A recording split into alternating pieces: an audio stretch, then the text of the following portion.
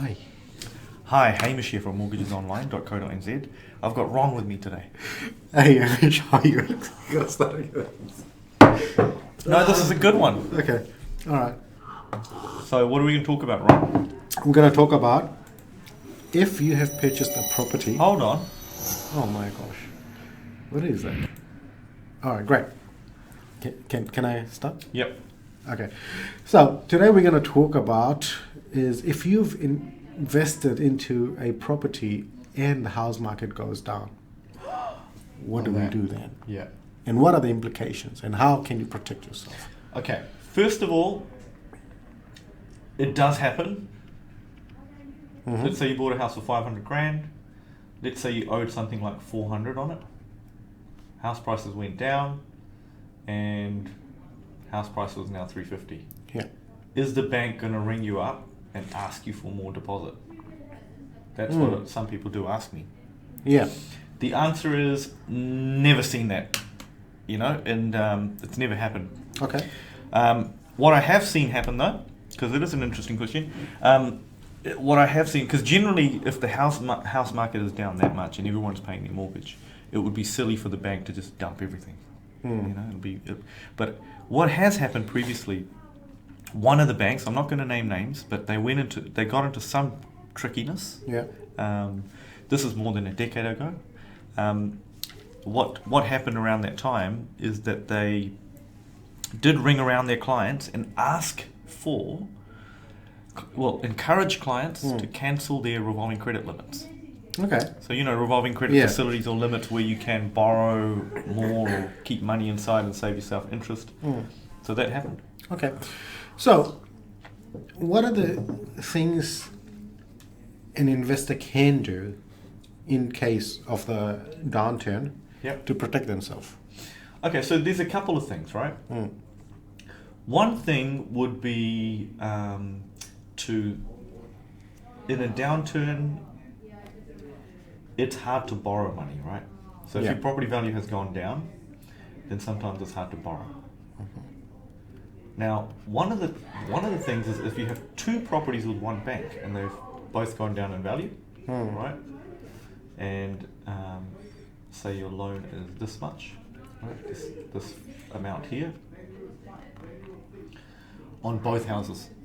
What can happen is if you decide to sell this, right? Yeah. During downturns and things like that, the bank can suggest to you that if you want that property released, that you should pay down some of your other debt. So you might think, hey, I need some money. Yeah. Things are down, I've lost my job, house prices are down, I need some money, I need to sell this. And I'll get some money out of this one property. Actually, the bank can take all the proceeds to reduce your other debt on your other house. So one of the things you could do is a split bank. Yeah. So what you could do is early on in the piece, use two banks. Bank A over here, say has your main house. You borrow a additional amount and take it to Bank B to borrow for the next house. So that's one thing you could do to mitigate that. The other thing it is important to do is that if the bank approves a higher amount, let's go back to this example. So if the bank says, okay, you know what, you're buying for we'll let you borrow. Let's say you're using another house as a deposit. We'll let you borrow 500.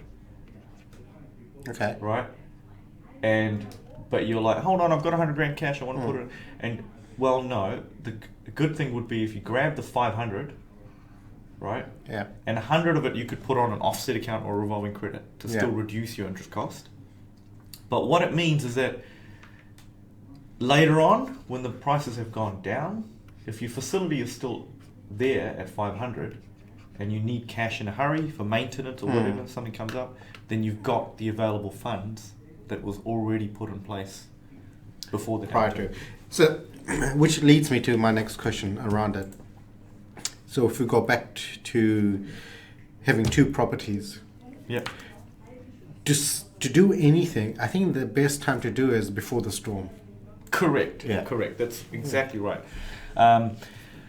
Now, that's not to say that there is a storm coming or anything. Yeah. But in fact, for some people in Auckland, the storm's already been. It might be going actually, but when you are able to, if the banks are coming to you with flowers, that's the time to get your facilities in place.